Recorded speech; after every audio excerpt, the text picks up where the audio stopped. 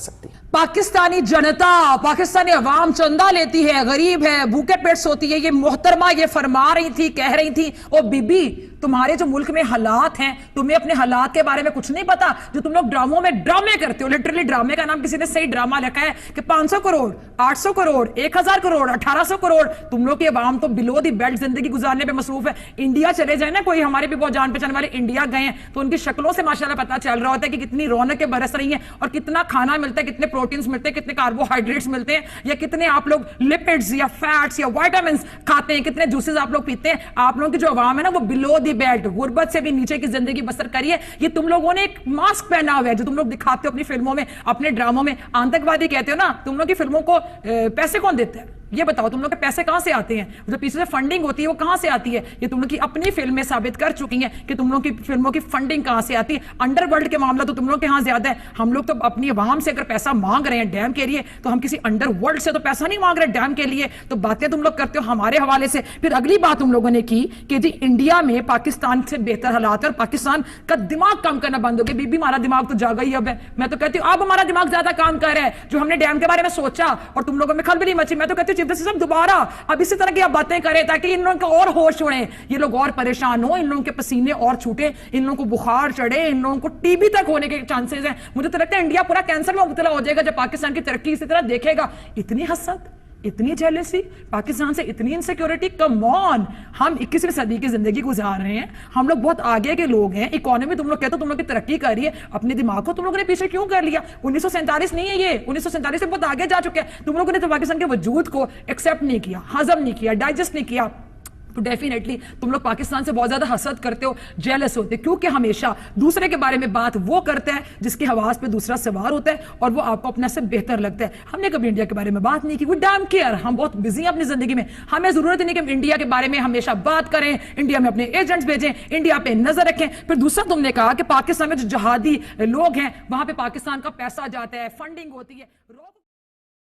तो जरूर सुना होगा कि खिसियानी बिल्ली खंबा नोचे, लेकिन आज हम आपको बताते हैं कि जब जेब या खजाना खाली हो जाता है तो इंसान दिमागी दिवालियापन पर उतर आता है।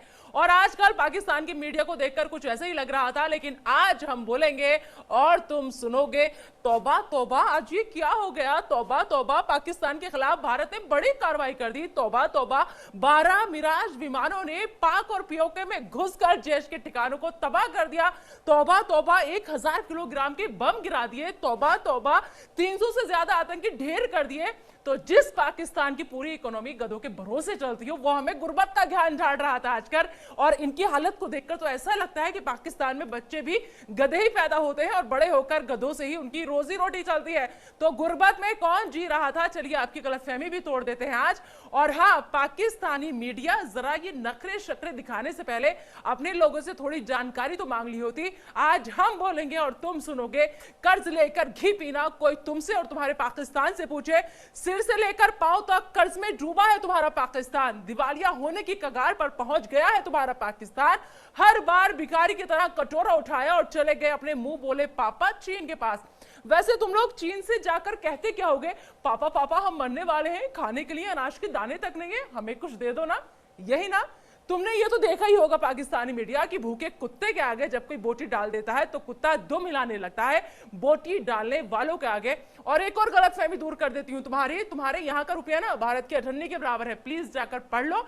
यानी तुम्हारे यहाँ का क्लास 2 ऑफिसर हमारे यहाँ के ऑटो वाले के बराबर भी नहीं कमाता।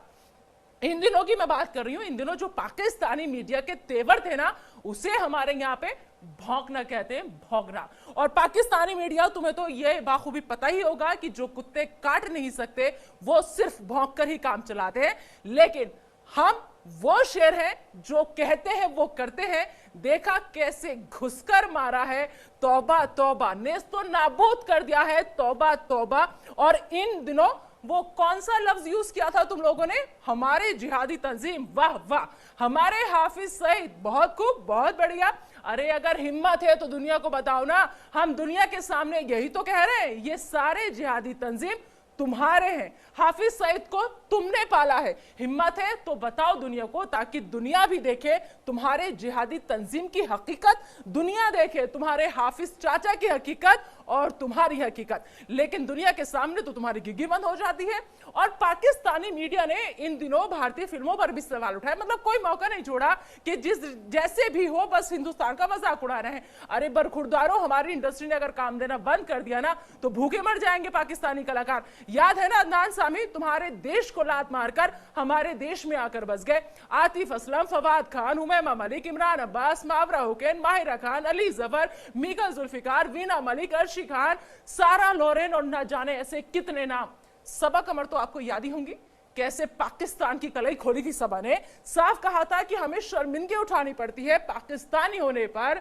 तो मत भूलिए कि हमने अगर इन्हें सर आंखों पर नहीं बिठाया होता तो आज पाकिस्तान में किसी गली या नुक्कड़ पर भजन गा रहे होते, या फिर हो सकता है तुम्हारे अब्बा हुजूर की खिदमत में लोरी सुना रहे होते। और तुम लोगों ने हमारी फिल्म टॉयलेट एक प्रेम कथा पर भी इन दिनों सवाल उठाया। क्या कहा तुम लोगों ने कि हमारे यहाँ टॉयलेट पर फिल्में बनती हैं। अरे ऊपर वाले ने तुम लोगों को शक्ल के साथ साथ अक्ल भी नहीं दी क्या? पहले जाकर कम से कम फिल्म तो देख ली होती आप लोगों ने। अपने इमरान अब्बा को कहो कि तुम्हारे पाकिस्तान में फिल्म रिलीज करवा दे, लोग देख लें और उन्हें पता चले कि इस फिल्म में क्या है। यह फिल्म लोगों को जागरूक करने के लिए बनी थी। अपने इमरान चाचू को कहो कि तुम्हारे यहां भी फिल्म दिखाएं और कम से कम टॉयलेट की हालत ठीक हो सके। मुझे तो शर्म आती है तुम्हारे यहाँ की टॉयलेट की हालत बताते हुए और तुम्हारी हालत बताते हुए। अपनी टॉयलेट की हालत देखिए कभी तुम लोगों ने। मैं बताती हूं तुम्हारी टॉयलेट की हालत क्या है। 21 करोड़ की आबादी और उसमें भी 7 करोड़ के पास ना तो पीने के लिए साफ पानी है और ना ही टॉयलेट है। कम से कम इस पर तो गौर फरमा लेते पाकिस्तानी मीडिया, और आकर के बैठ गए हिंदुस्तान की फिल्मों पर सवाल उठाने के लिए। तौबा तौबा, इन दिनों ऐसा लगता था जैसे किसी ने पाकिस्तान की सारी मीडिया को भांग की गोली दे दी हो, इसलिए नशे में उठकर चले आते थे और अपना पूरा ज्ञान बककर निकल लिया करते थे। अब मैं पूछती हूं, हाउस द जोश? क्या कहा? Dead sir, roasted sir? तौबा तौबा, ऐसे नहीं कहते, बुरा लगेगा आपके आकाओं को। अब बात तुम्हारे मजहबी ज्ञान की भी कर लेती हूं, क्योंकि इन दिनों ये भी तुम लोगों ने खूब झाड़ा। तो सुनो तुम गीदड़ और भेड़िए लोग, हमें मजहबी ज्ञान तुम दे रहे थे। तुम्हारे यहाँ हिंदुओं का कत्लेआम होता है, 25 सालों में उनकी आबादी बेहद कम हो गई। कम से कम ये तो पढ़ लिया होता कि पूरी दुनिया में सिर्फ हिंदुस्तान ही वो देश है जहां सारे मजहब के लोग एक साथ रहते हैं और सबको आजादी है प्यार से मोहब्बत से रहने की। और हाँ, मुसलमानों का जिक्र भी इन दिनों तुम लोगों ने खूब किया वहां की मीडिया ने कि मुसलमान यहाँ पे हिंदुस्तान में परेशान है। अरे किस मुसलमान की बात कर रहे हो आप लोग? मैं भी एक मुसलमान हूं और मुझे फक्र है, गर्व है अपने हिंदुस्तानी होने पर, और उस अल्लाह का लाख लाख शुक्रिया अदा करती हूं कि उसने मुझे हिंदुस्तान की सरजमी पर पैदा किया है। तो सुन लो पाकिस्तान और सुन लो पाकिस्तान की मीडिया, सुन लो तुम गीदड़ और भेड़िए लोग, हिंदुस्तान शेर है, शेर था, शेर है और शेर रहेगा। और ये हम क्यों कह रहे हैं, इसका सबूत आज तुम्हें मिल गया है।